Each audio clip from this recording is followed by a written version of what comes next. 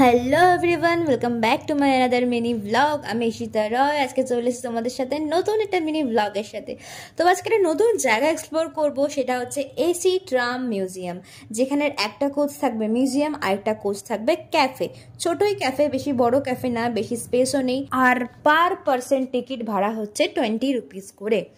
ওখানে একটা জিনিস আমার খুব ভালো লাগলো, যেখানে তুমি 30 মিনিট তুমি সেখানে টাইম স্পেন্ড করতে পারবে। যেহেতু জায়গা ছোট, সবাইকে সুযোগ দেওয়া উচিত ঘোরার জন্য, তো 30 মিনিট ওই টিকিটের ব্যবধান থাকবে। তো আমরা মেট্রো করে চলে গেছিলাম এক্সপ্ল্যানেড। দেন এক্সপ্ল্যানেড থেকে আমরা রাস্তাটা পার হয়ে ওই যে দেখা যাচ্ছে ওই দিকে, আমরা ওই দিকটাতে যাব।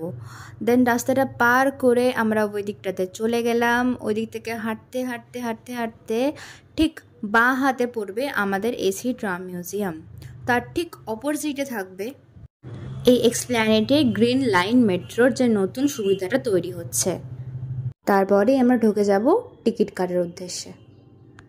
তো আধ ঘন্টা সেখানে সময় কাটানোর পরে আমরা চলে আসলাম নিউ মার্কেট। এবং নিউ মার্কেটে যেহেতু সানডে ছিল, তো বহুত ভিড় ছিল, খুবই ভালো লাগছিল। এত লোকের গ্যাঞ্জাম, তার মধ্যে বহুতই গরম ছিল।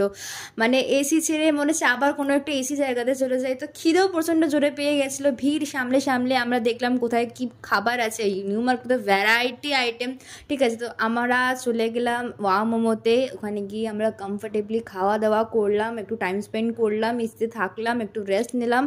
দেন খাওয়া দাওয়া করে আমরা আবার ভিড় ঠেলে চলে গেলাম বাড়ির দিকে। তো চলো, এটাই ছিল আমাদের আজকের ইভিনিং। তো তোমাদের সাথে আবারও খুব তাড়াতাড়ি দেখা হচ্ছে পরের মিনি ব্লগে।